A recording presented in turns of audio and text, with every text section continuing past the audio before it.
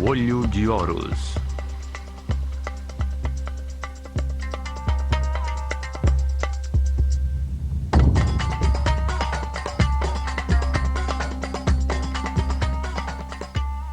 Nona parte. Kom Ombo, o Portal da Liberdade.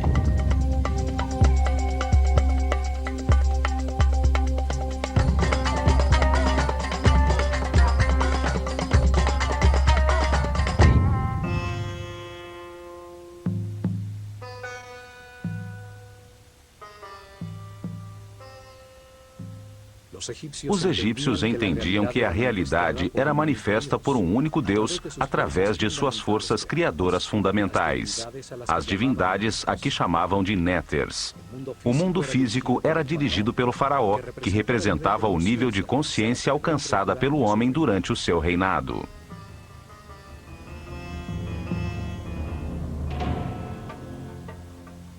O faraó era a encarnação do Ka real, um único espírito que evoluía reencarnando de faraó em faraó. Isto o transformava numa divindade intermediária entre o homem e Deus, encarregado de conservar e aperfeiçoar a ordem no mundo físico egípcio. Seu universo espiritual era guiado pelo Hierofante, sumo sacerdote da escola de mistérios do Olho de Horus, primeiro servo de Deus, Rein-Neter-Tepi, o grande vidente.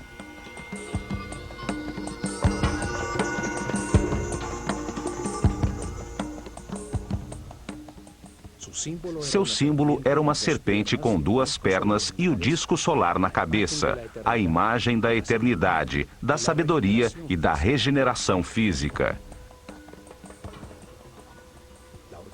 A organização sacerdotal sob seus cuidados se dividia em 3 grupos.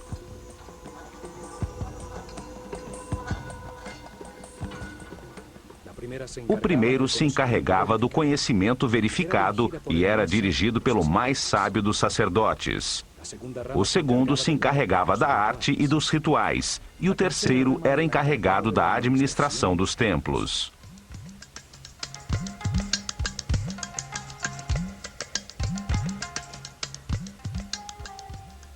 Os sacerdotes do conhecimento eram os pedagogos incumbidos de preparar os herdeiros de sua casta.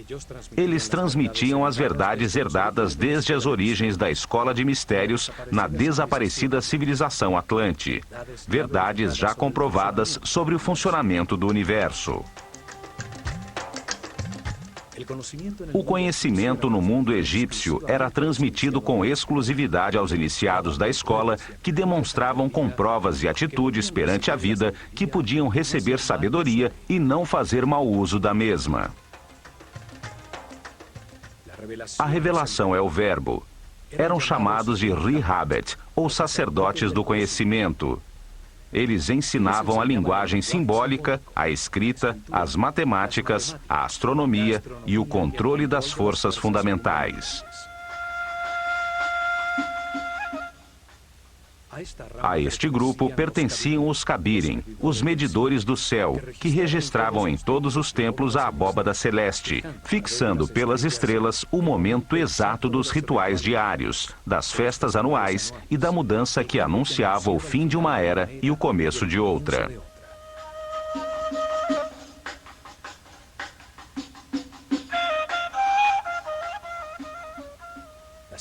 O segundo grupo se encarregava da produção de obras de arte, do desenho arquitetônico e da construção dos templos, da direção das oficinas onde os iniciados, ajudados pelos artesãos do povo, fundiam as esculturas simbólicas. Estes sacerdotes criadores desenhavam e supervisionavam as inscrições nos muros dos templos. Eles ensinavam a trabalhar a arte com a sabedoria do amor, a desfrutar do ofício, a dar sempre o seu melhor.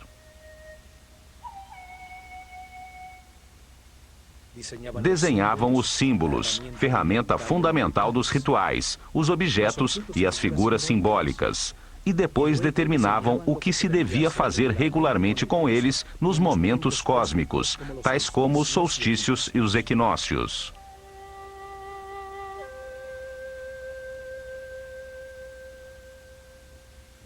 Estabeleciam os rituais, o que deveria ser entendido através das sensações em um percurso espacial, sem intervenção da razão, e também as ações necessárias para criar a segurança no povo e gerar uma energia especial nos participantes.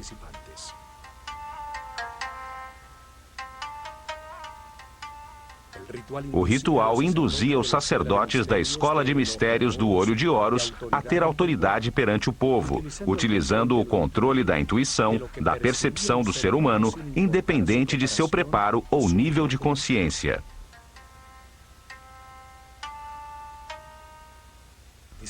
Estabeleceram com cuidado o que os participantes percebiam: os sons, as palavras, os aromas associados como o incenso, suas cabeças raspadas e suas vestimentas brancas que denotavam limpeza, os colares de flores e as barcas douradas nas que carregavam os símbolos de sua relação com Deus.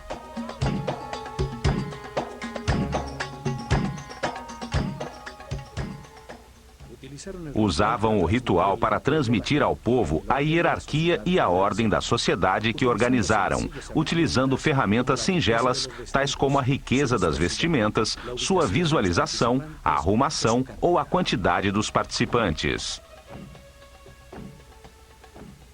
O ritual renovava a relação entre os poderes. Acima, o Deus único.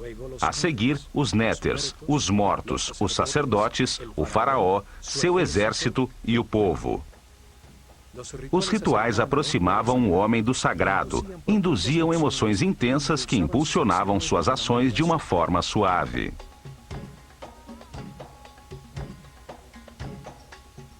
O terceiro grupo administrava o cotidiano dos templos.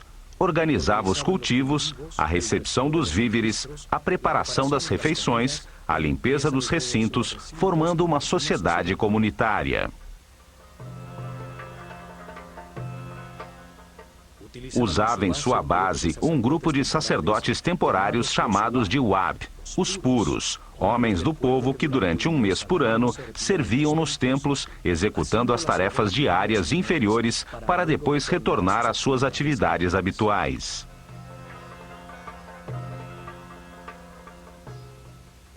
Alguns viviam no campo, cultivando os terrenos cedidos pelo templo em volta dos seus muros externos. Chegavam ao amanhecer para realizar os rituais de purificação para entrar no templo e continuar com suas atividades diárias.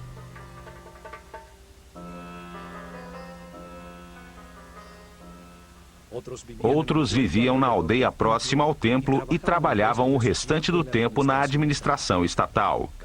Carpinteiros, operários e pedreiros consertavam e ampliavam o templo nesta modalidade de trabalho temporal rotativo.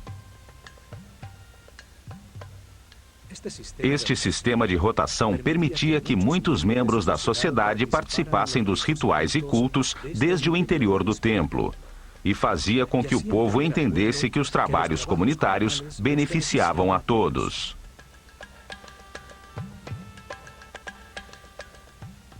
Os três grupos convergiam nos templos, os lugares onde se organizava a ordem, o Ma'at, a busca do equilíbrio harmônico temporal. Ali, o homem se submergia no espaço sagrado orientado para o cosmo, registrando seu permanente movimento.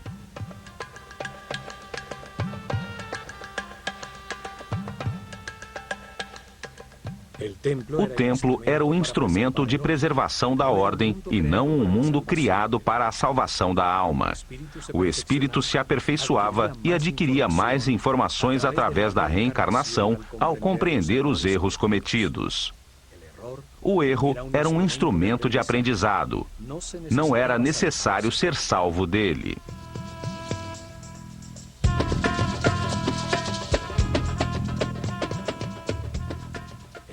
O templo era o lugar onde se encontravam as duas forças fundamentais, a força do caos e a da ordem. Ali se atingia o equilíbrio necessário, a harmonia que leva ao aperfeiçoamento de todos os indivíduos da sociedade.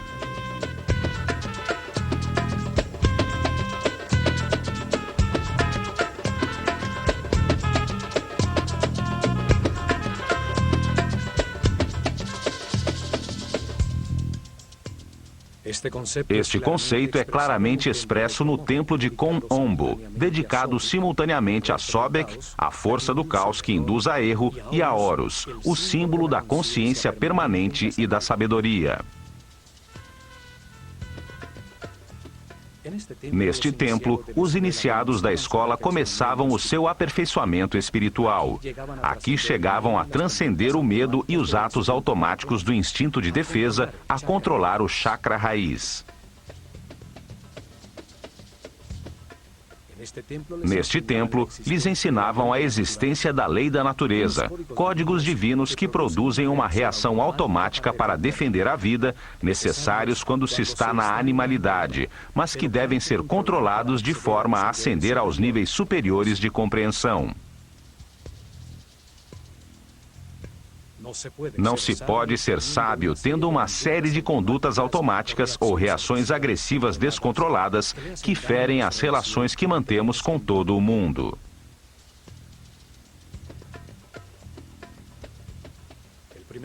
O primeiro nível de compreensão terminava quando entendiam que a vida é eterna, que a morte é uma porta no processo de reencarnações, quando controlavam as reações automáticas de agredir para defender a vida.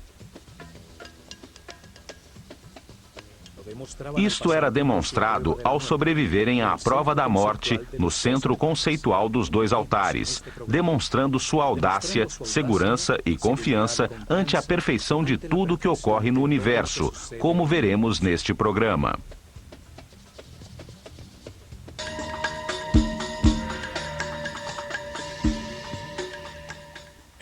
O templo de Kom-Ombo era onde se agradecia pela dualidade existente no universo, a qual permite ao homem enganar-se e aprender com os resultados de suas decisões, de forma a produzir compreensão e aperfeiçoamento espiritual. Por isto estava dedicado a duas forças opostas, representadas por Sobek, simbolizado por um homem com cabeça de crocodilo, e Horus, um homem com cabeça de falcão, o ignorante e o sábio, o ingênuo e o que tudo aprendeu de tanto enganar-se ao longo de 700 reencarnações.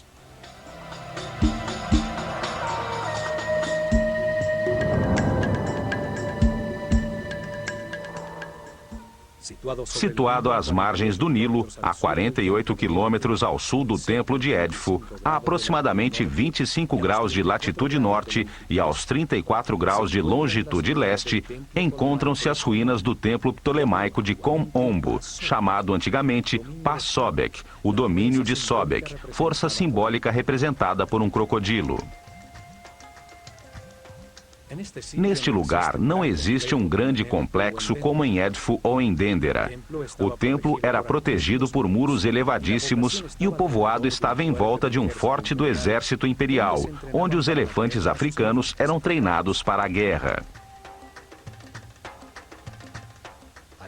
Ali, desde tempos muito remotos, ao lado do desaparecido forte, existiu um templo dedicado a honrar a polaridade, a dualidade de tudo neste mundo.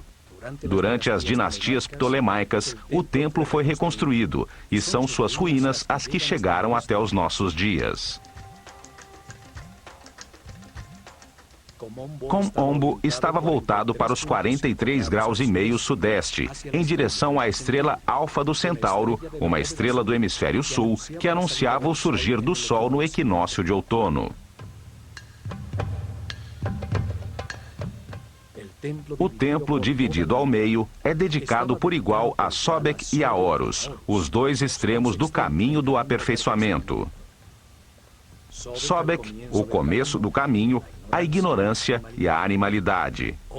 Horus, o fim do mesmo, a consciência permanente e o fim do ciclo de reencarnações.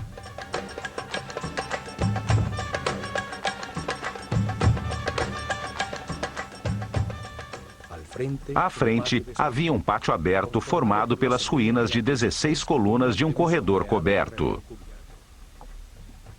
Até aqui, o povo podia entrar. Uma marca nas colunas dava autorização, o símbolo da ave sobre a semicircunferência em honra ao faraó.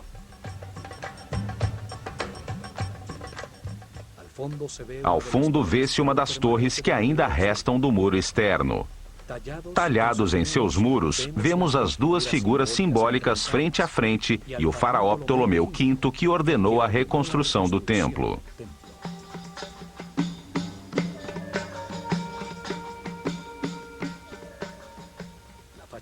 A fachada principal tem dois acessos simétricos, sobre os quais um dintel decorado mostra o duplo disco alado rodeado pelas serpentes que simbolizam a luz em meio à dualidade. Um muro a meia altura, como os existentes em Édifo e em Dendera, une 4 altas colunas. Uma quinta coluna divide as duas portas. O píluno fechava o pátio descoberto e permitia aos visitantes vislumbrar a fachada interna a partir das portas simétricas.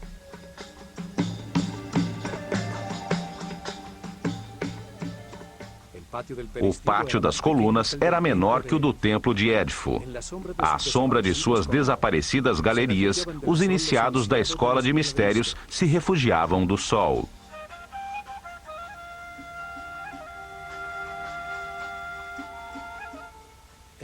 Do lado direito do templo estão as ruínas do que foi uma pequena capela dedicada a Hathor.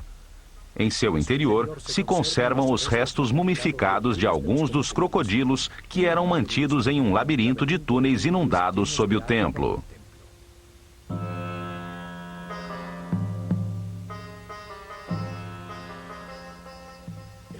O crocodilo é um dos animais mais duros e resistentes. Sua pele é muito densa, é como o metal dos animais. Os egípcios associavam esta dureza ao estado máximo de materialização, um nível muito afastado da espiritualidade.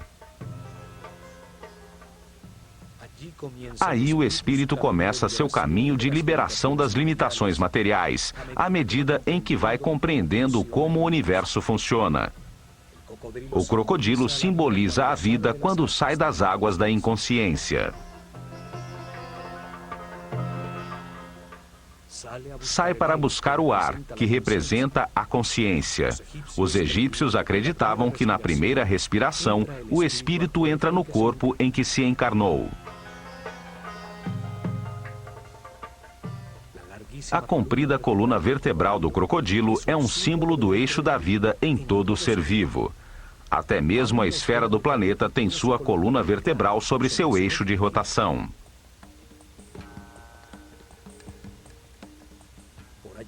Por ela se movimentam as forças eletromagnéticas que lhe dão vida e que formam um campo protetor das radiações solares ultravioletas em volta do planeta, permitindo o desenvolvimento da vida e a evolução da consciência. Sobek, o crocodilo, e Tuaret, a hipopótama, representavam nos mapas celestiais as estrelas circumpolares que, situadas sobre o eixo de giro do planeta, brilham fixas por milhares de noites sobre os polos.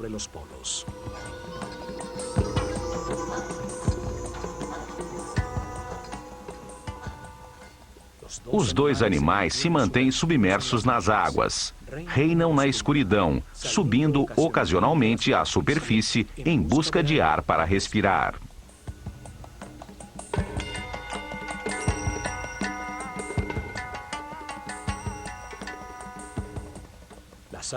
As águas representavam o caos que logo renovava a vida. As águas do Nilo, coluna vertebral do Egito, transbordavam periodicamente arrasando tudo, para em seguida produzir o crescimento da vegetação e da fauna.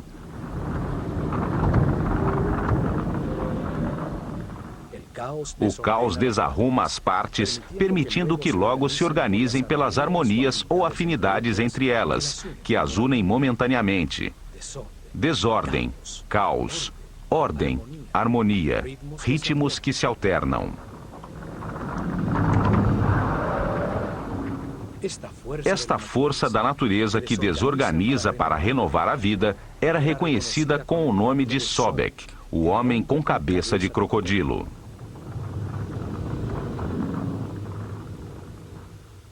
Sobek pertence à corte de Set, o senhor da escuridão, a força que leva o homem ao materialismo, à sensualidade, que atrasa seu caminho evolutivo e que semeia em sua vida decisões erradas para que aprenda com seus próprios erros.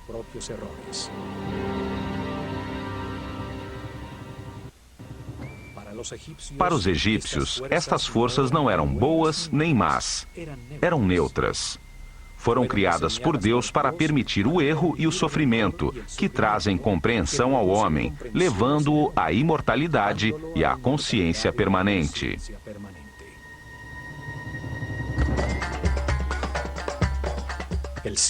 O templo está simetricamente dividido. O lado direito, a leste, é dedicado a Sobek. O lado esquerdo, a oeste, a Horus. O princípio e o fim do caminho evolutivo da consciência.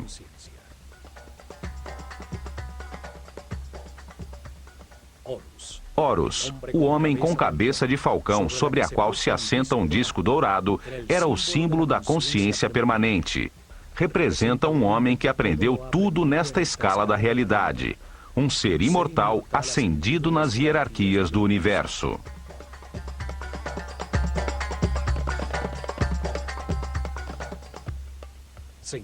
Encontra-se ao fim do caminho do aperfeiçoamento, quando o homem se transforma num mestre, num iluminado que se dedicará a outras missões no universo.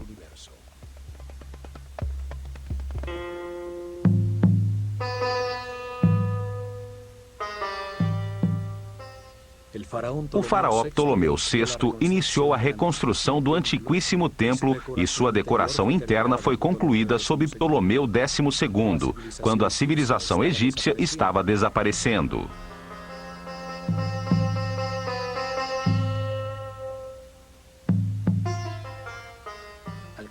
Ao cruzarmos a fachada de 5 colunas com seus muros intercalados até meia altura, temos acesso ao salão comum, a Sobek e Horus, chamado de Casa da Vida. É um mundo simbólico, ali onde os iniciados recebiam ensinamentos e produziam suas artes e escritas, interagem as duas forças opostas. 10 altíssimas colunas com capitéis florais sustentam o teto mais alto do templo. Aqui, os iniciados escutaram de seus mestres que para avançar no caminho espiritual é necessário construir uma vontade inquebrantável. Há que se querer fazê-lo de forma consciente.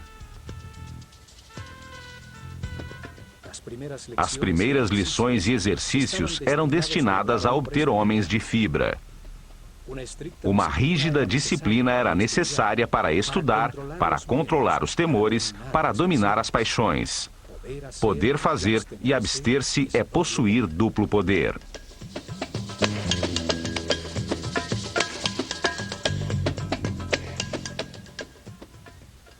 Um compromisso além da morte era estabelecido para manter-se uma total discrição e um silêncio absoluto sobre as verdades reveladas. Um princípio hermético que garantia o acesso à informação somente aos que a mereciam, aos que podiam escutá-la.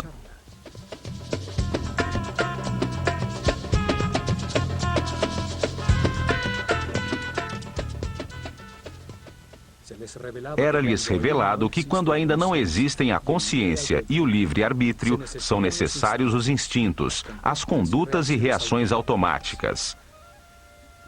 A lei da natureza codifica essas reações em todos os animais para defender e gerar a vida.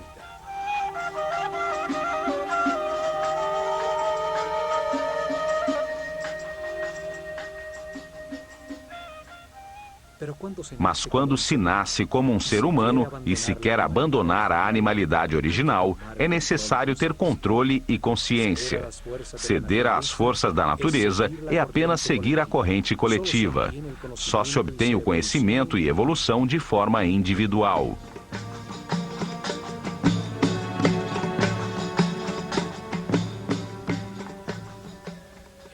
Na penumbra deste salão, via-se em seus respectivos santuários as reluzentes figuras douradas de Sobek e Horus, à vista dos iniciados no início das procissões nas festividades dos solstícios e dos equinócios.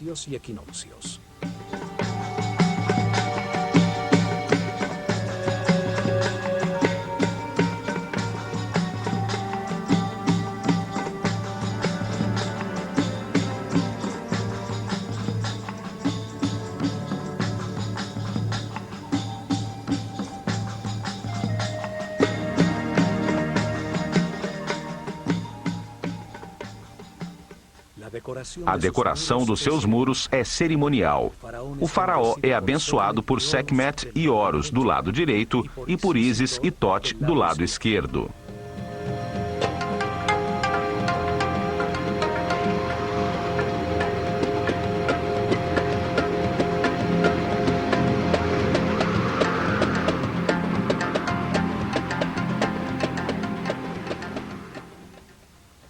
Outro mural semelhante existe do lado de Sobek, ressaltando a igualdade das divindades sem importar suas condições polares, se são boas ou más, se há luz ou escuridão.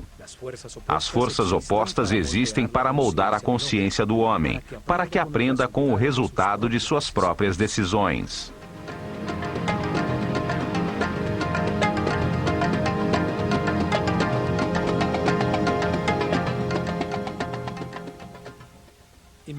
Logo a seguir, chega-se a um espaço transversal onde se encontram o Salão das Purificações e o Salão de Recepção das Oferendas do lado de Horus.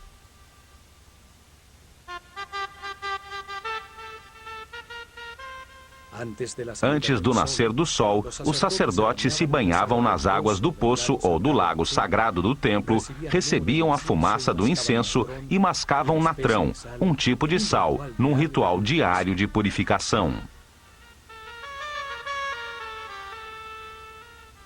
Os banhos purificadores se repetiam ao meio-dia e à noite. Todos eram circuncidados, um hábito logo adotado pelos judeus. Vestiam-se sempre de linho branco. Não lhes era permitido usar vestimentas que contivessem peles ou partes de animais mortos, como o couro e a lã. A única exceção era a pele de leopardo sob os ombros, usada pelos altos sacerdotes, os Sen. Usavam o cabelo trançado de um lado da cabeça, como uma marca de sua condição.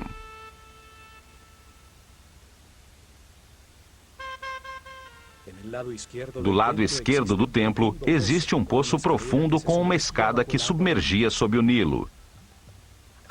Neste poço, os sacerdotes realizavam suas purificações matinais.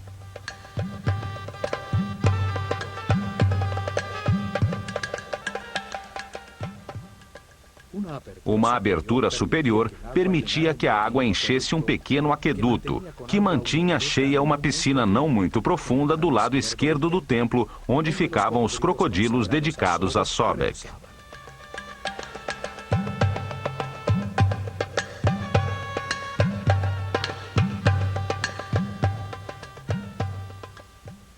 O poço servia também como um instrumento de medição. Seus degraus mediam, durante anos, os níveis do rio e assim podiam prever as inundações futuras.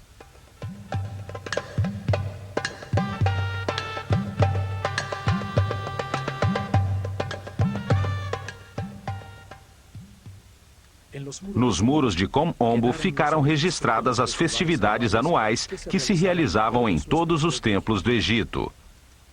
As procissões rituais que levavam as imagens simbólicas pelo rio, de um templo a outro, enquanto o povo com colares de flores cantava e dançava.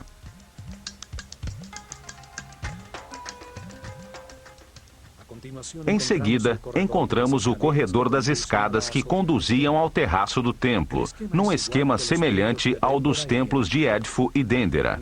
Uma escada em caracol de um lado e a escada reta rente ao muro do outro.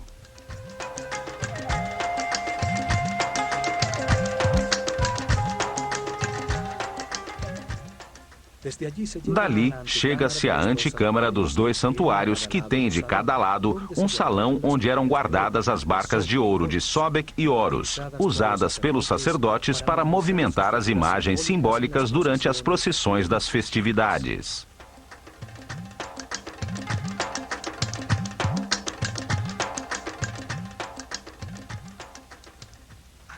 Aqui existe um mural em baixo relevo, onde aparecem Ptolomeu e sua esposa Cleópatra, na presença de Horus e Sobek.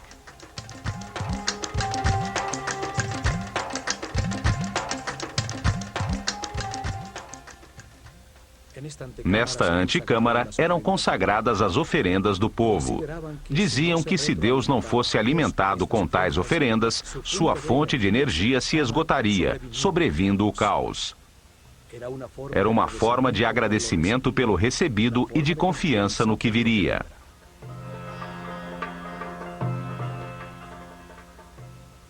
Chegavam diariamente ao templo pão, cerveja, frutas, vegetais, mel, azeite, perfumes, velas, sal, natrão e tecidos de linho, que eram recebidos pelos sacerdotes no salão das oferendas e a seguir colocavam na antecâmara como uma forma de agradecer a Deus por sua abundância.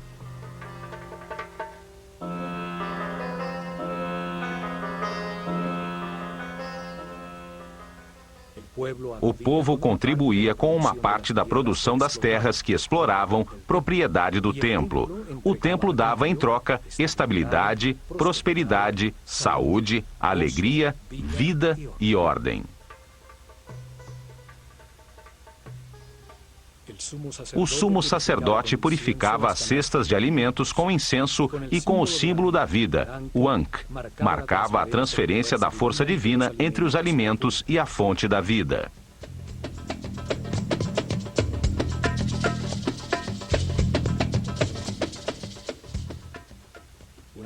Depois de consagradas, as cestas com os alimentos eram levadas ao exterior da Casa da Vida, ao pátio das galerias, onde era distribuída entre os moradores do complexo religioso.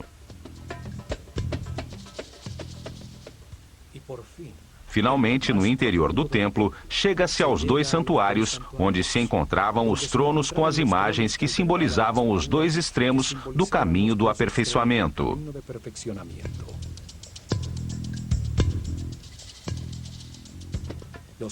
Os raios de sol ao amanhecer desterravam a escuridão, permitindo ao sumo sacerdote do misticismo abrir as portas do santuário e queimar incenso em seu interior.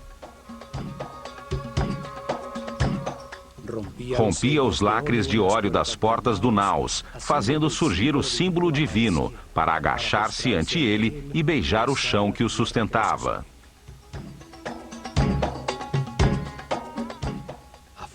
Do lado de fora, na penumbra do Salão das Aparições, os discípulos cantavam hinos religiosos e se ungiam com mirra, óleos, linhaça e canela, iniciando a primeira meditação do dia. No interior do templo, os assistentes do sumo sacerdote arrumavam a areia do chão, varrendo as marcas dos pés, fechando atrás de si as portas que desde o salão das escadas levavam à antecâmara até a manhã seguinte.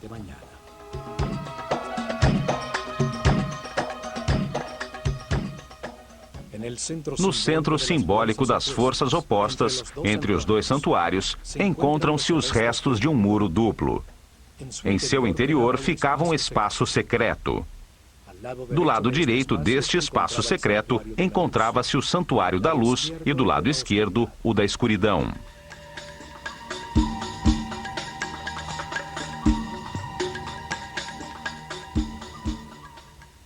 De nenhum dos dois santuários podia-se saber que existia este lugar entre os muros. Neste espaço, que era mantido cheio de água até o topo e com acesso no terraço do templo, era onde os iniciados tinham que passar pela prova da morte.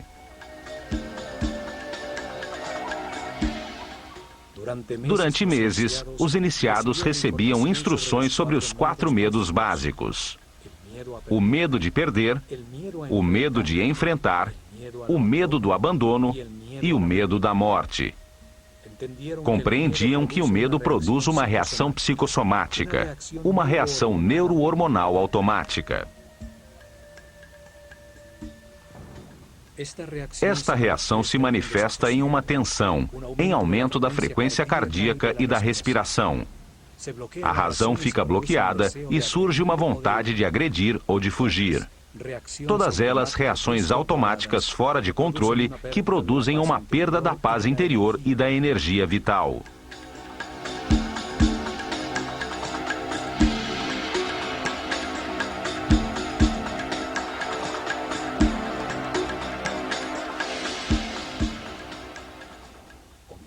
Compreendiam que o medo é o resultado de uma mente que sai do tempo presente em direção ao futuro, a um tempo que não existe, para produzir um fato imaginário, onde se perde algo ou alguém ou se tem que enfrentar alguma coisa. Aprendiam a disciplinar a mente de forma voluntária e consciente, guiando-a com pensamentos escolhidos. Aprendiam a mantê-la sempre no tempo presente, o único em que se pode decidir e agir.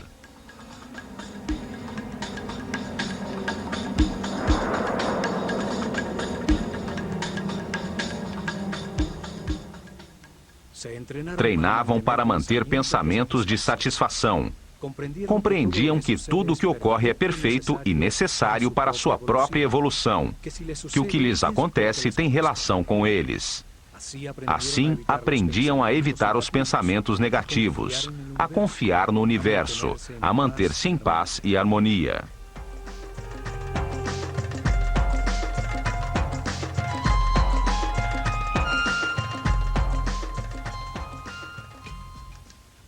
Até que os mestres determinavam que era hora de comprovar o aprendido durante meses. Realizava-se então uma cerimônia individual em um salão descoberto no terraço do templo, frente a um retângulo de água escura no chão.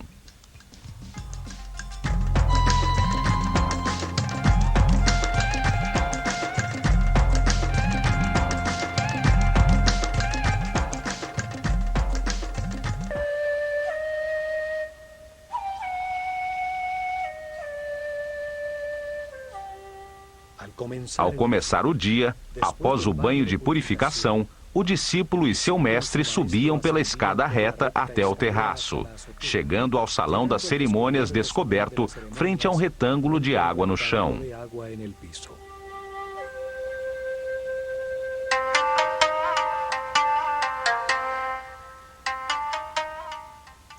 Seu treinamento o havia preparado para ser cuidadoso e consciente em todas as situações desconhecidas, condição necessária para mergulhar no labirinto do canal cheio de água e encontrar uma saída sem que se afogasse.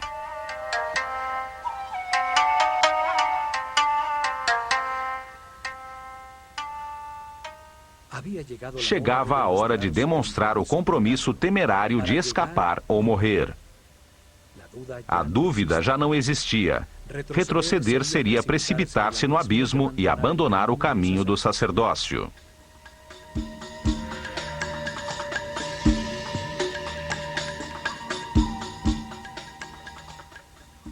Com uma tomada de ar, o símbolo do espírito e da consciência mergulhava numa espécie de túnel vertical com reentrâncias, como num labirinto que afunilavam a passagem. Nadava com decisão até o fundo, atravessando a abertura em direção ao resplendor da luz.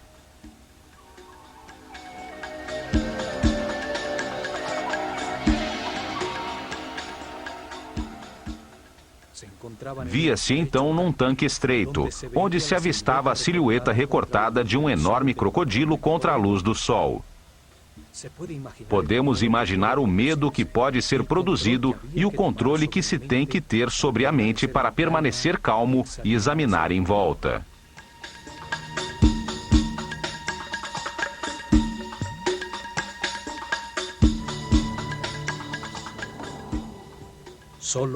Só assim poderia ver que no fundo do tanque havia uma porta muito escura. Convencido de que era mais prudente evitar os crocodilos, mergulharia com força no estreito túnel.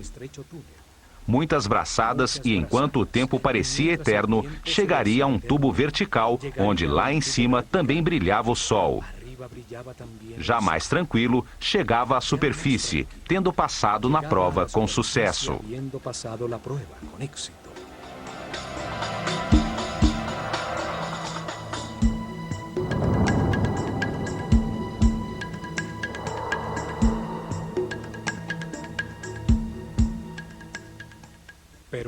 Alguns, porém, em razão do pânico ou em um estado de total irracionalidade, emergiam rapidamente ao lado do crocodilo, que era mantido bastante alimentado para não atacar, e eram informados de que haviam falhado na prova, que a saída não se encontrava passando ao lado do animal.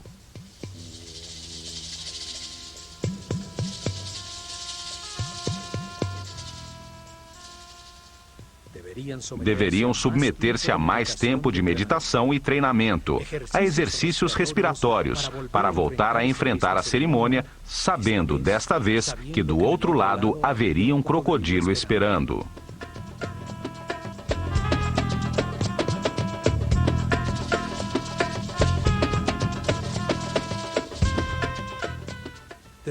Após os santuários com o tanque central de prova, sobre um segundo corredor perimetral se encontram 6 capelas, 3 de cada lado de um espaço central com a escada que conduzia ao terraço do templo.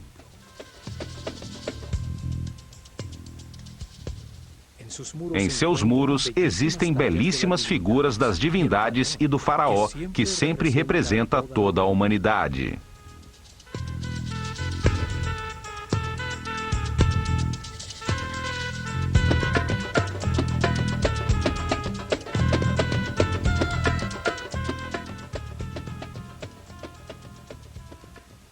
Neste corredor perimetral se encontra a famosa cena onde o imperador Trajano se ajoelha ante Imhotep, o arquiteto de Saqqara, que lhe apresenta uma série de instrumentos cirúrgicos, fórceps, pinças cirúrgicas e tabelas farmacêuticas.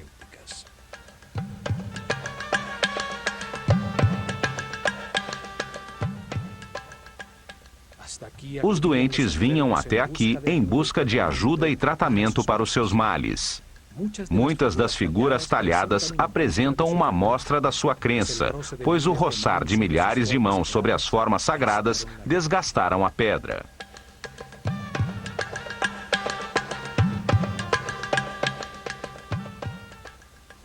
Neste muro também se encontra uma porta simbólica que existe na mente de todo ser humano.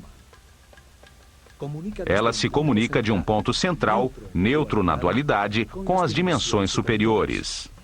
O mesmo caminho que o iniciado utilizou entre os 2 santuários para avançar ao nível seguinte de seu treinamento.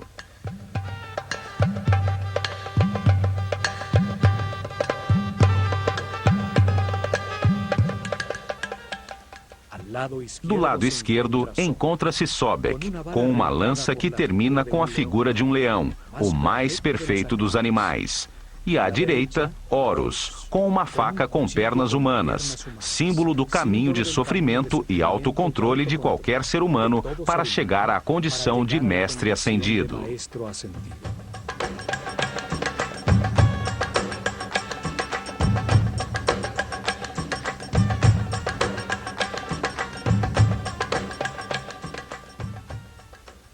Entre os dois, um cântico de louvor, coroado por Maat, símbolo da ordem e do equilíbrio entre as duas forças opostas, o materialismo sensual de Sobek e a espiritualidade consciente de Horus.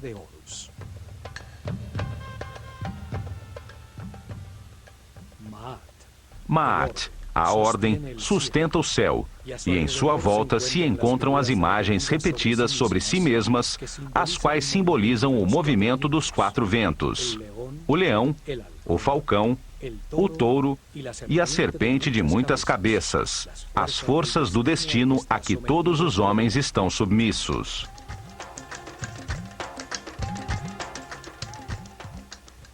Curiosamente, estes mesmos símbolos foram usados posteriormente pelos cristãos para representar os 4 evangelistas.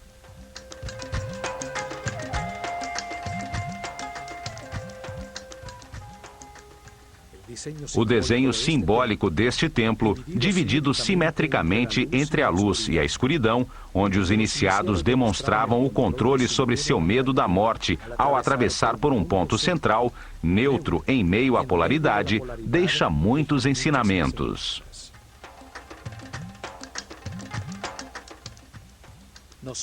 Mostra-nos que a realidade é o produto de nossos pensamentos, que o controle consciente dos instintos automáticos e a permanência no presente são a porta de entrada para os níveis de maior harmonia, paz e felicidade.